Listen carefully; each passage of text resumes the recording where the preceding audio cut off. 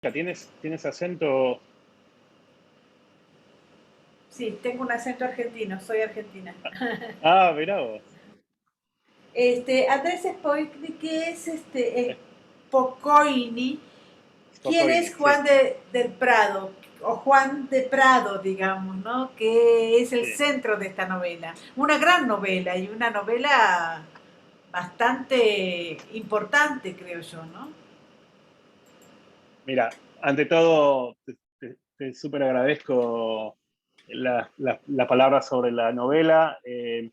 Juan de Prado es un personaje fascinante. A mi gusto es un personaje también que preanuncia muchos de los dilemas y los desafíos del mundo moderno y del ser humano moderno. Se trata de un médico sefaradí, un médico de lo que se llamaban los criptojudíos o los marranos. Esto era gente eh, que había crecido como católica tras conversiones forzadas que hubo en el siglo XV, eh, y que en algún momento descubre sus orígenes judíos y empieza a practicar el judaísmo en secreto en la península ibérica bajo el peligro permanente de ser apresado por la Inquisición y muerto en los actos de fe. Entonces él descubre a través de dudar de los dogmas de los dogmas católicos que le habían enseñado, él redescubre sus orígenes judíos, empieza a practicar esto en secreto, se vuelve una especie de líder de una comunidad de judíos secretos en España, eh, vive bajo la sombra del Santo Oficio todo el tiempo, se termina escapando de la Inquisición de una manera sumamente creativa, que no se las voy a spoilear, pero que es fascinante, y llega a Ámsterdam. Ámsterdam era en esa época, en el siglo XVII, la ciudad más libre del mundo, digamos, era una ciudad donde había libertad de culto, libertad de pensamiento.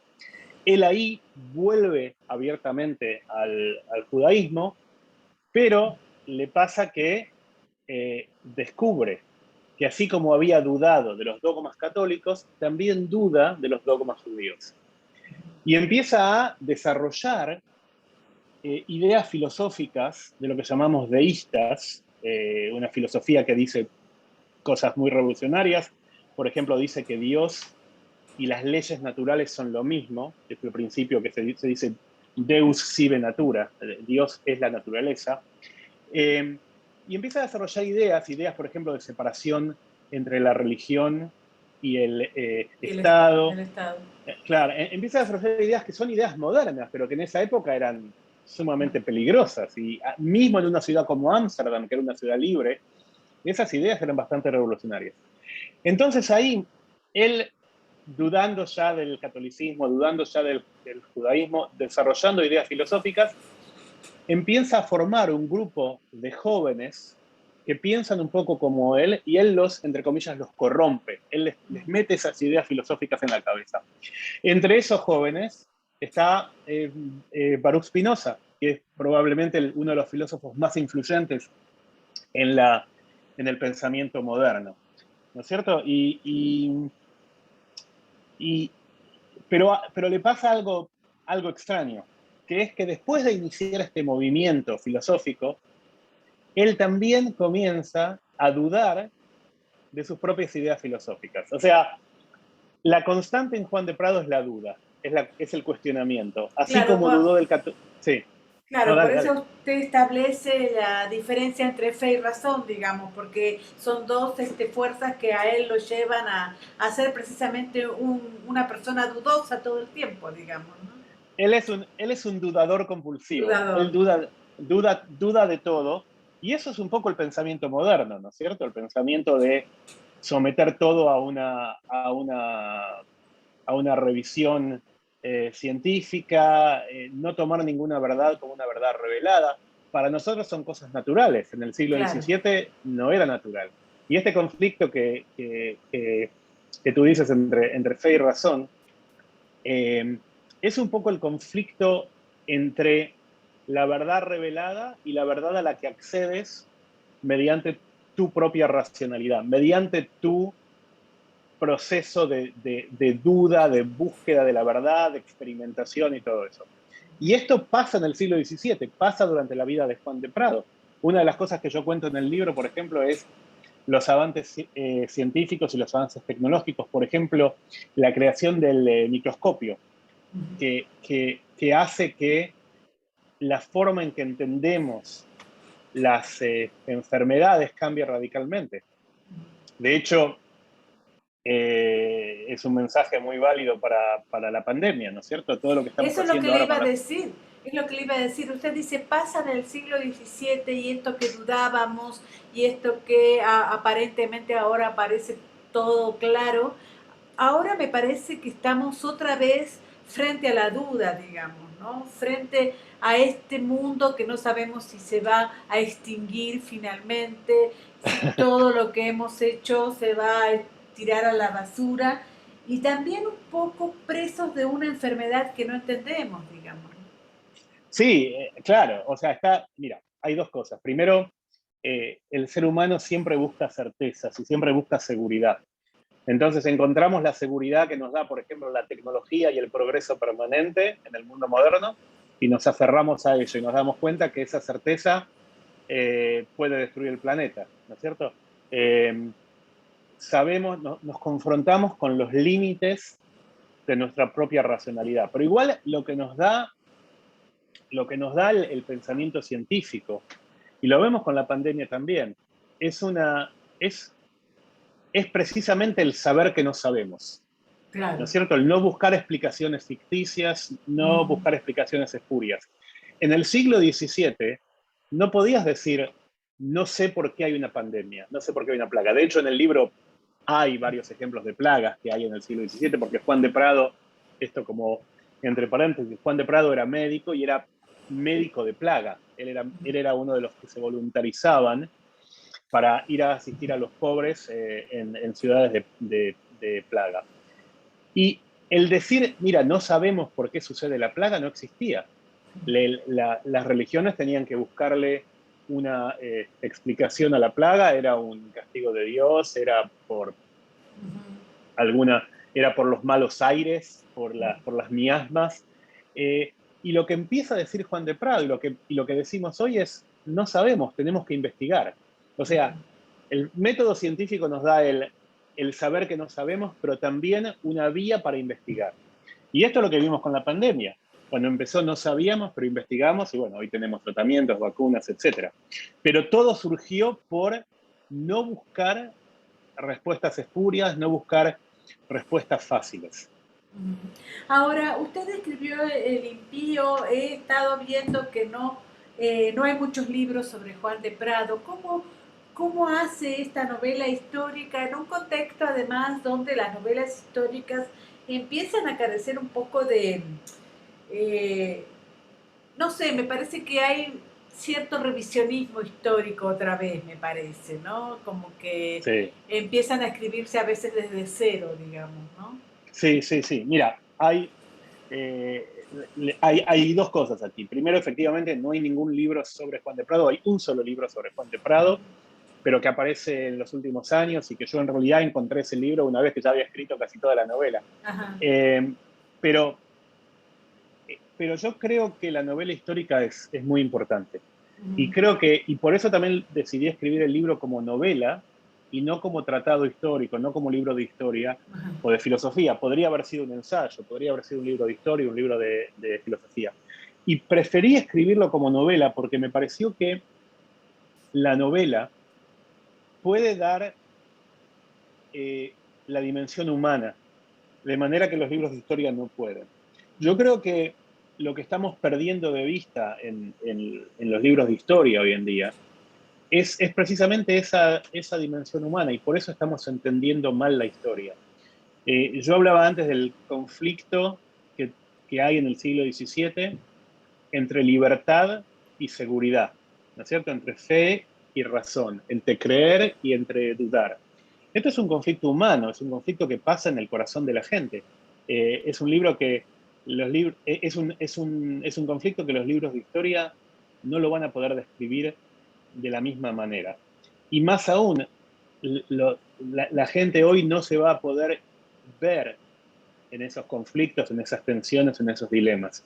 Y lo que yo quería es que la gente pueda verse un poco en esos conflictos, porque son los mismos conflictos que tenemos hoy. Por eso la idea es hacer una novela histórica y por eso creo que es importante poder recuperar el arte de la novela histórica,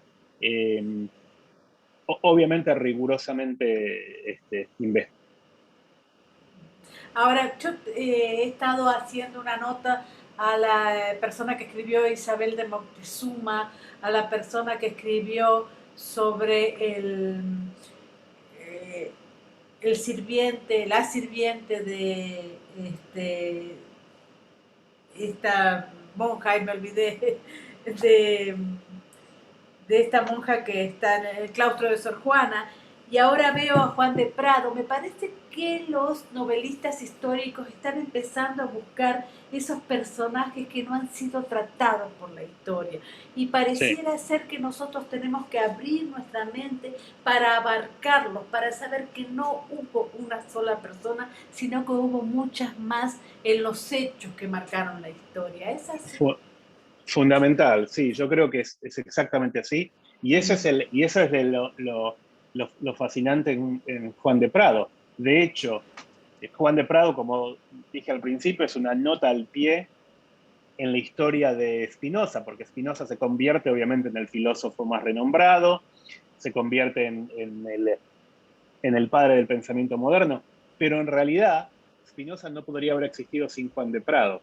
Y la vida de Claro. Juan de Prado es mucho más rica que la vida de Spinoza, porque Spinoza finalmente es un hombre de certezas.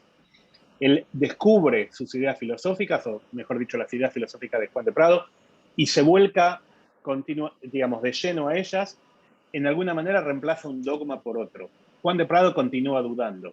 Entonces, eh, a mí me parece mucho más rica la vida. A ver, obviamente Spinoza es Spinoza y uno no quita el otro, pero poder recuperar una vida como la de Juan de Prado, que nos ayuda tanto a entender la vida de los que lo siguieron, como Spinoza, etcétera, pero también nos ayuda a entender un poco, a agregar una dimensión a la historia y entender que la historia en realidad no siempre se basa en la teoría del gran hombre. O sea, nosotros creemos todavía que Claro, la teoría es una sucesión de grandes hombres que tienen claro. grandes ideas y no es así. Las No ideas es así. surgen, en el libro se ve claramente cómo hay un ecosistema, un fermento, un grupo de gente del cual las ideas surgen. Nadie puede decir a quién se le ocurre, entre comillas, el deísmo o la filosofía spinociana. Surge de esta interacción, ¿no es cierto? Entonces, me parece súper importante hoy en día que entendamos que la innovación, el pensamiento surge de las relaciones entre personas, incluyendo personas que por ahí no son tan importantes como creímos en un primer momento. Ujú. Van las dos últimas. La primera es que él es el impío, pero también el impío de sí mismo, digamos, ¿no? El impío Claro, de sus propias dudas y sus propias razones, ¿no? claro, no, no, totalmente. Esto creo que es uno de los puntos básicos de la novela. Él se da cuenta que la duda no tiene un botón de off. Es decir, una vez que él empezó en su juventud a dudar de los dogmas que le enseñaban, él mantiene esta actitud de escepticismo durante toda su vida y lo aplica a sí mismo. Por eso en algún punto es una figura trágica en algún punto, ¿no es cierto? Es una figura fantástica con una vida novelesca, con una vida intensa, apasionante, pero también es una vida trágica porque es un hombre que nunca termina de finalmente encontrar su propio lugar, porque justamente la duda lo lleva. Y también es una reflexión para nosotros, o sea, en el mundo moderno estamos obligados a hacernos preguntas, estamos obligados a preguntarnos quiénes somos. A mí me pasa en lo personal, argentino, judío, latinoamericano, viviendo en Estados Unidos, trabajando en México, es decir, Claro. ¿quién soy? Eh, y en algún momento podemos llegar a tener un cierto nivel de confort, de sentirnos en casa con nosotros mismos? Esa es un poco la pregunta que Juan de Prado nos lanza desde el siglo XVII, y es una pregunta con la cual todos de alguna manera tenemos que lidiar. La última pregunta, y muchas gracias por la entrevista, y muchas gracias por la novela. ¿Puede el hombre regirse tan solo mediante la razón? Usted pregunta, y después de haber escrito esta novela, y después de haber pensado mucho sobre, no solamente sobre Juan de Prado, sino sobre las historias que han seguido la religión, ¿usted cree que puede regirse solo por la razón? Mira, yo creo que la razón y la ciencia son explicativas y descriptivas, pero no son espirituales ni son morales. Es decir, hay ciertas cosas que son perfectamente razonables, pero no son morales. A la ciencia nunca te va a decir si algo está bien o mal. Eso es una decisión filosófica, espiritual, religiosa, pero se basa en un sistema de valores que no es científico, y no es racional, es ético, es moral. O sea, para mí, por ejemplo, es perfectamente racional matar a un competidor, ¿no es cierto? Pero no es moral, no es ético. La razón no me va a decir que no tengo que hacer algo inmoral. Eso me lo va a decir un sistema de valores, un sistema axiológico, por así decirlo, un sistema espiritual, un sistema religioso. Entonces, yo creo que tenemos que lograr una coexistencia, y más ahora que nunca, donde con la ciencia y con la razón podemos hacer cosas que nunca antes habíamos podido hacer. Desde la ingeniería genética hasta la destrucción del medio ambiente, digamos, la dimensión del otro, por ejemplo, es una dimensión que me lo da lo espiritual, no me lo da lo racional. Claro, Racionalmente yo tengo que sacarle al otro lo más que puedo, claro. digamos, pero éticamente obviamente no es el caso. Entonces, yo creo que justamente en el siglo XXI tenemos que encontrar un equilibrio entre razón y no sé si llamarlo religión, porque no es necesariamente religión, entre Y razón, llamarlo fe, probablemente la espiritualidad, me parece. fe, espiritualidad, pensamiento moral, pensamiento ético, creo que es fundamental. Creo que de hecho es uno de los grandes desafíos que tiene el mundo moderno. La tecnología y la ciencia sobrepasan, o el desarrollo, mejor dicho, de la tecnología y la ciencia sobrepasa el desarrollo en el pensamiento moral. Entonces, nos encontramos con toda una serie de cosas donde no tenemos las herramientas para pensar si están bien o están mal. ¿Está bien o está mal ingenierizar bebés para que sean más altos, más fuertes y tengan ojos azules? Tecnológicamente lo podemos hacer. Racionalmente yo puedo decir, ¿por qué no? Si le voy a dar a mi hijo un mejor futuro, ¿por qué no lo haría? ¿No es cierto? Pero ¿es ético? ¿Es moral? O sea, me parece que avanzar en las dos dimensiones al mismo tiempo es lo que la humanidad necesita. No restringir el avance científico, pero sí por ahí tratar de acompañar el avance científico con un avance espiritual, donde la religión no trata de explicar, sino trata de pensar más allá de eso, trata de pensar la dimensión que la ciencia y la razón nunca pueden llegar, que es la dimensión moral. Muchísimas gracias y mucha suerte, ¿eh? Muchísimas gracias a ti. Chao, chao.